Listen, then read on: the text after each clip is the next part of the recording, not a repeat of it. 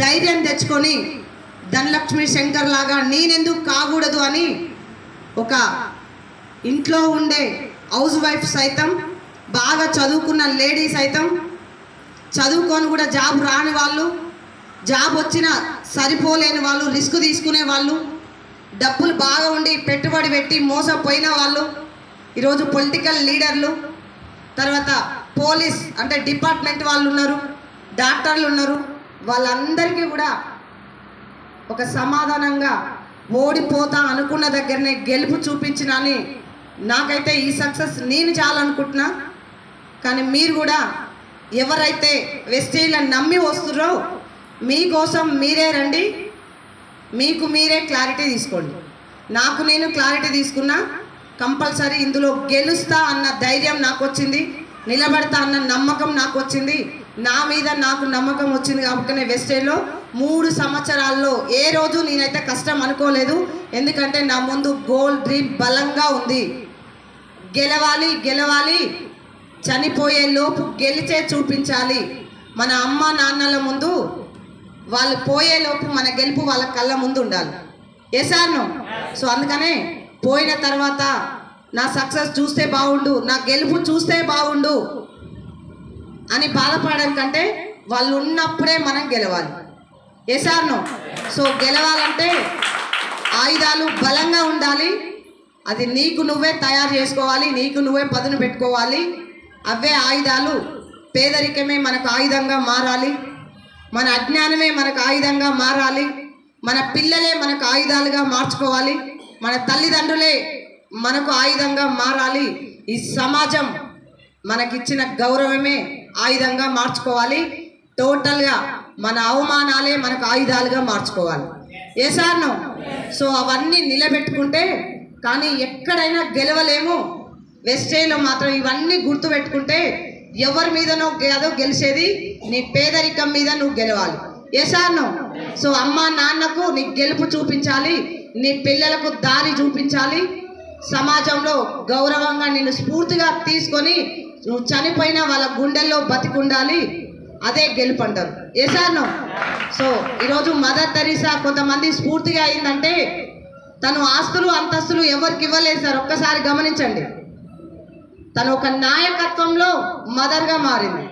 So ఈరోజు తన mother Teresa నాయకత్వానికి వీరందరూ స్ఫూర్తిగా తీసుకొని ముందుకు వెళ్తున్నారు. సో అందుకనే ప్రతి మదర్స్ డే, ఫాదర్స్ డే అన్ని డేలు వస్తూనే ఉన్నాయి, మన డే మాత్రం మారట్లేదు. ఏ సార్ను. సో నీ డే మారాలంటే కష్టపడడం కాదు, కష్టపడే గెలుస్తా అని ఎవరు అనుకోవద్దు. ఆలోచన మారిస్తే గెలుస్తాం. ఏ సార్ను. సో కష్టపడితేనే గెలుస్తాము, కష్టపడితేనే డబ్బు సంపాదిస్తాము అంటే చాలా ఊళ్ళో రోజు కూలి వేసే పర్సన్ చాలా కష్టపడుతుంది, ఎండా వాన. ఏ సార్ను. సో హైదరాబాద్లో జిహెచ్ఎంసీ వాళ్ళు ఉంటారు చూడండి, వాళ్ళు లేకపోతే హైదరాబాద్ అంతా చెత్త కుప్పలాగా తయారవుతుంది. ఏ సార్ను. మరి వాళ్ళు ఎందుకు డెవలప్ కావట్లేదు అంటే ఇక్కడ కష్టపడితే కాదు, మన ఆలోచన విధానం మారితే సక్సెస్ అవుతాం.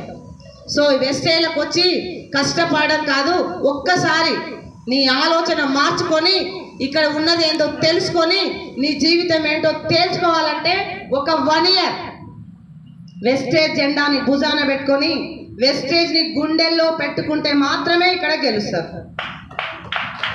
సో ఎందుకంటే మంచి లైఫ్, చాలా వండర్ఫుల్ లైఫ్, గొప్ప లైఫ్, వేరే వాళ్ళకు దారి చూపించే లైఫ్.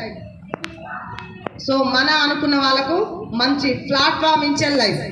బాగుందా లేదా. సో అందుకనే వెస్టేజ్ అనేది చాలా గొప్ప వరం. ఈరోజు నేను ఇక్కడ నిలబడి మాట్లాడుతున్నంటే మాత్రం మా పెద్దవాళ్ళు పుణ్యం చేస్తే నాకు వెస్టేజ్లో ఐడి దొరికింది.